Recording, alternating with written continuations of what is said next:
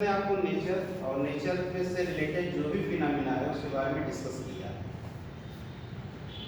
But actual में देखा जाए तो हम मास को कैसे मेजर करें, एनर्जी को कैसे मेजर करें, interconversion of mass with the energy, ये तो हम लोग जान गए is equal to mc square. But how it is a measure, ये कैसे हम लोग मापन इसका करें, ठीक है। तो सबसे पहले हम लोग देखते हैं कि व्हाट इज द क्वांटिटी, यानी राशि होती क्या है।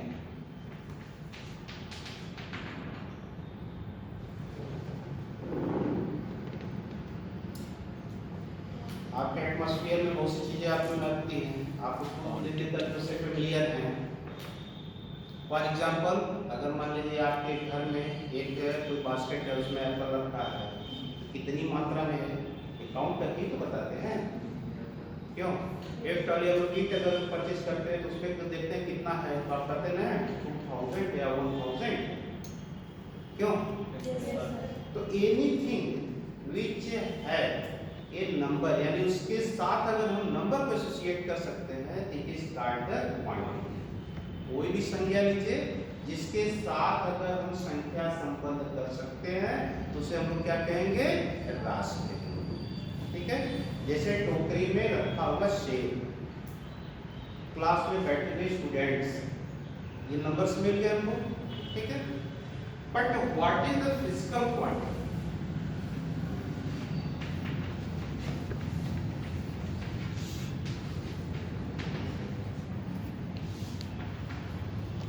अभी सर ने आपको डिस्कस किया है law of conservation of the energy, law of conservation of the momentum, okay.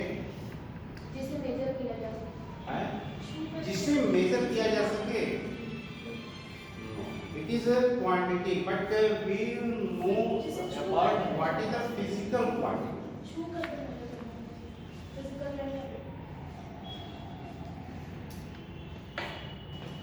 अभी आपको बताया गया है is equal to mc square, okay. Mass energy की बैलेंस इक्वेशन जो आइंस्टीन साहब ने दिया था special theory of the relativity के बेसिस पर। बट हम ये जानना चाहते हैं कि what is the physical quantity. Physical quantity क्या है? अभी आप लोगों की बात किए हैं कि linear conservation of linear momentum. तो जो कंजर्वेशन ऑफ मोमेंटम पढ़ रहे हैं, तो मोमेंटम एक क्वांटिटी है, हम लोग जान रहे हैं, ठीक है। बट जो फिजिक्स के लॉ, फिजिक्स के लॉ का हमको स्टडी करने के लिए जिस भी क्वांटिटी की आवश्यकता पड़ती है उसी को हम लोग कहते हैं फिजिकल क्वांटिटी। जैसे फॉर एग्जांपल आप लोग आइडियल बेसिक इक्वेशन पढ़ेंगे, याद है क्यों? PV is equal to R1 मोल, यहाँ पर देखिए PVRD। तो अगर आप जो हम लोग आदर्श गैस समीकरण या ये कह लीजिए कि बॉयल लॉ हो या चार्ल्स लॉ हो, ठीक, इनकी एक्सप्लेनेशन के लिए हमको कुछ फिजिकल क्वांटिटी चाहिए ना, यानी कुछ क्वांटिटी चाहिए, उन्हीं को हम लोग कहते हैं फिजिकल क्वांटिटी, यानी the quantity by which we explain the physical law is called the physical quantity, okay. अब एक चीज और देख लीजिए, आप लोग बायो का नियम पढ़ते हैं कि P इज प्रोपोर्शनल टू, बताइए वॉइस का तो बताइए। P is proportional to 1/V at constant constant temperature. अभी बताइए, अगर आपको प्रेशर मालूम न पता है और कह दीजिए कि वायर के नियम का एक्सप्लेन करिए, हाउ इट इज पॉसिबल? बोलिए, क्या ये पॉसिबल है? नहीं संभव है। यानी अगर आपको वायर के नियम का मैथमेटिकल टर्म या ऐसे ही अगर स्टेटमेंट ही देना है आपको, तो निश्चित रूप से आपको फिजिकल क्वांटिटी की जानकारी होना चाहिए, ठीक है। एक चीज और, every physical quantity is a quantity, but it is not necessary that every quantity is a physical quantity. जितनी भी राशियां हैं वे सभी भौतिक राशियां नहीं हो सकती, लेकिन सभी भौतिक राशियां राशियां होती हैं। ओके, अब ये तो हम लोग जान लिए क्या जनरल क्वांटिटी। प्रश्न उठता है कि what is the fundamental quantity.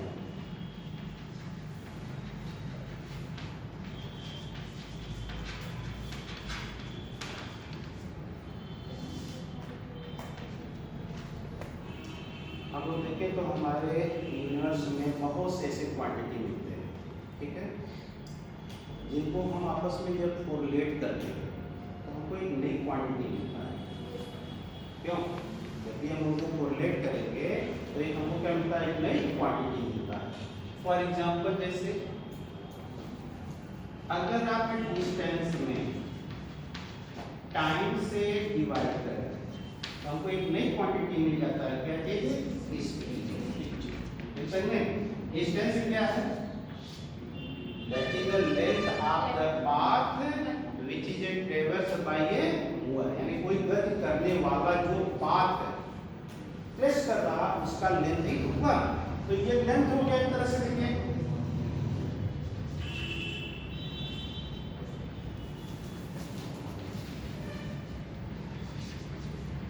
ये लेंथ होगा क्या हो गया आपका टाइम इक्वल टू क्या हो जाएगा स्पीड। आप कहीं भी ऐसा नहीं पाएंगे कि अगर आप लेंथ ले लें और टाइम ले लें इससे आपको मास मिले। क्या मिल जाए? यानी लेंथ में डिवाइड करें किससे? टाइम से। लेंथ मल्टीप्लाइड बाय टाइम और time divided by length equal to mass. इस तरह का रिलेशन आप कहीं नहीं पाएंगे। यानी हमारे यूनिवर्स में कुछ ऐसे फिजिकल क्वांटिटी है, they are always independent and if we want to correlate them then we have find out a new quantity। अगर उनको हम लोग संयोजित करते हैं मैथमेटिकल ऑपरेशन के द्वारा तो हमको एक नई क्वांटिटी ही मिलती है। मैथमेटिकल ऑपरेशन में आप लोग पढ़ते होंगे प्लस माइनस और बताइए मल्टीप्लिकेशन और डिवीजन पढ़ते हैं ना। अगर इन ऑपरेशन के द्वारा अगर हम यहाँ पर इन क्वांटिटी को कोरिलेट कर ले रहे हैं तो हमको एक नई क्वांटिटी मिल जाती है, बल्कि इनमें से नहीं मिलती। ठीक है, अब यहाँ पर हम नाम लिख देते हैं उनके जो फंडामेंटल क्वांटिटी। तो यहाँ डेफिनेशन रूप में हम लोग ये करते हैं the quantity which does not correlate each other and if they are correlated then each is the new quantity, यानी एक नई राशि है। उसे लोग क्या कहेंगे? फंडामेंटल क्वांटिटी करते हैं। आप फिजिक्स के कई ब्रांच पढ़ेंगे। क्या पढ़ेंगे? कई ब्रांचों का आप अध्ययन करेंगे।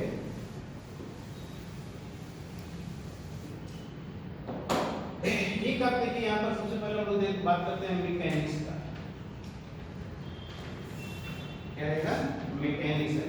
इसमें है length, mass and time. These three are fundamental units come in the mechanics branch। किसमें आएंगे? मैकेनिक्स ब्रांच में। ओके, इसके पश्चात आता है थर्मोडायनेमिक्स। थर्मोडायनेमिक्स आता है टेम्परेचर। क्या चीज है? टेम्परेचर। उसके बाद आता है ऑप्टिक्स, उसमें आता है ज्योतिक तीव्रता, इंटेंसिटी या लुमिनेंस। ये हो गया, ये हो गया आपके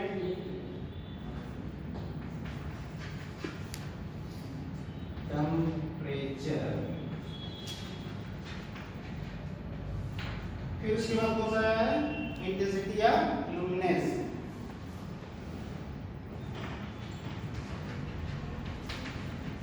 आप ये हो गया। इसके पश्चात फिर आपको आ जाते हैं जब आप इलेक्ट्रिक में चलते हैं, क्या चलते हैं? इलेक्ट्रोस्टैटिक्स। तो वहां पर आप पाते हैं इलेक्ट्रिक करंट।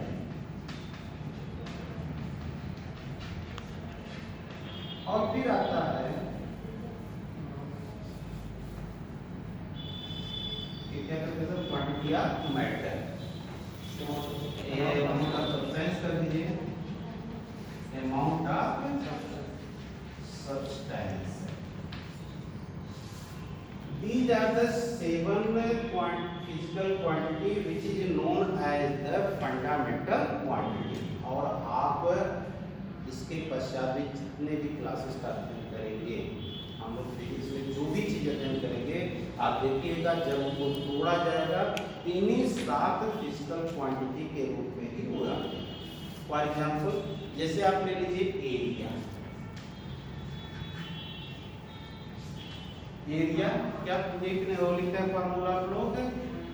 बोलिए एरिया फॉर्मूला बताइए, किसी भी एरिया को लेंथ मल्टीप्लाई बाय विड्थ. अगर ये फ्लोर का एरिया क्या है तो कैसे मेजर करेंगे? आप लेंथ मेजर कर लेंगे, फिर विड्थ मेजर करके दोनों का क्या करेंगे? मल्टीप्लिकेशन करेंगे. क्या ये मल्टीप्लिकेशन करने से इन 7 जो हम लोग फिजिकल क्वांटिटी दे रहे हैं इनमें से कोई निकल के आ रहा है? बोलिए लेंथ मल्टीप्लाइड बाय विड्थ. क्या इनमें से कुछ आ रहा है? नहीं आ रहा. एक नई क्वांटिटी मिली है एरिया. ओके, तो यहाँ पर लेंथ और विड्थ का जब मल्टीप्लिकेशन किया तो हमको इनमें से कोई नहीं मिला. एक यहाँ पर न्यू क्वांटिटी जनरेट हुई जिसे हम लोग करते हैं डिराइव्ड क्वांटिटी. क्या करेंगे? Derived quantity. ठीक है. अब इस फंडामेंटल क्वांटिटी के करस्पॉन्डिंग यूनिट्स क्या है?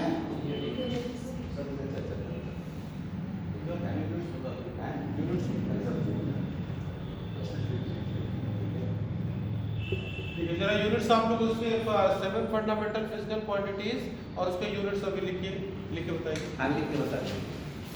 तो आपको डेफिनेटली 9th में पढ़ाया जाता है. हाँ लिख लिए. चलो इतना बोलते जो लेंथ मीटर मीटर, एक mass kilogram, time second kelvin, electric charge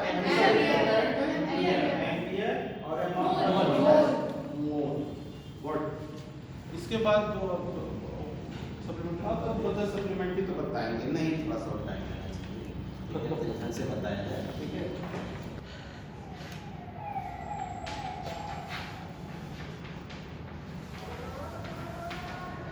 जब इसका हम लोग मेजरमेंट करते हैं इसका एक सर्टेन वैल्यू लेते हैं. क्या करेंगे? इसका एक सर्टेन वैल्यू लेते हैं और सर्टेन वैल्यू लेकर के फिर उसको हम लोग आइडियल मानते हैं. वो सबके लिए अप्लाई है, चाहे हम यहाँ पर रहें चाहे दूसरे कंट्री में रहें. ठीक है. तो उसको क्या मानेंगे हम लोग? आइडियल. और जैसे ही आइडियल मान करके हम उसको कोई नाम देते हैं वही नाम यूनिट कहलाता है. क्या कहलाता है? और जब उस फिजिकल क्वांटिटी के यूनिट से हम उस यूनिट के क्वांटिटी का कंपैरिजन करते हैं, उस कंपैरिजन से जो हमको मिलता है वो न्यूमेरिकल वैल्यू मिलता है. क्या मिलता है? और पूरे प्रोसेस को हम लोग करते हैं तो मेजरमेंट. क्या कहेंगे? मेजरमेंट कहेंगे. फॉर एग्जांपल एक तो यहाँ पर लाइन हमने खींच दिया. लाइन हो गया कौन सा है? एडी. पूछे हाउ मतलब ये कितनी सेंटीमीटर लॉन्ग. ठीक है. अब यहाँ सेंटीमीटर बोला गया नहीं बोला गया. तो जो आप 1 सेंटीमीटर लेते हैं तो कुछ सर्टेन डिस्टेंस होता है ना. जैसे हमारे सामने आपने रॉड रखा है. ठीक है. तो ये 1 मीटर का है. ठीक है. कितना है? 1 मीटर का है. तो उस 1 मीटर के रॉड से आप ऐसे ही कंपेयर करोगे ना 1 2 3 4 5 तब तो लास्ट में बताओगे कि हाँ ये 10 सेंटीमीटर या 10 मीटर जो भी है. क्यों? तो किसी भी फिजिकल क्वांटिटी के यूनिट से उस फिजिकल क्वांटिटी का कंपैरिजन करना ही मेजरमेंट कहलाता है. ठीक. और ध्यान रखिएगा किसी भी फिजिकल क्वांटिटी का जो यूनिट होता है उसके न्यूमेरिकल वैल्यू का इनवर्सली प्रोपोर्शनल होता है. कैसा रहेगा? इनवर्सली प्रोपोर्शनल होता है. मान लीजिए एक हम कोई फिजिकल क्वांटिटी पी ले रहे हैं. ठीक है. और इस फिजिकल क्वांटिटी का यूनिट u है और इसका न्यूमेरिकल वैल्यू कितना है? n है. तो यहाँ पर हम लोग पाते हैं u is proportional to 1/n और n multiplied by u is equal to क्या मिल जाएगा हम लोग को? कांस्टेंट. ठीक है. अब देखो कैसे हो रहा है, 1 मीटर इक्वल टू 100 सेंटीमीटर। आप लोग इसको पढ़े हो, याद आ रहा है? 1 metre equal to 100 centimetre. Clear है? नहीं जानते हो? नहीं जानते हो ना? बहुत बड़ी चीज है ना?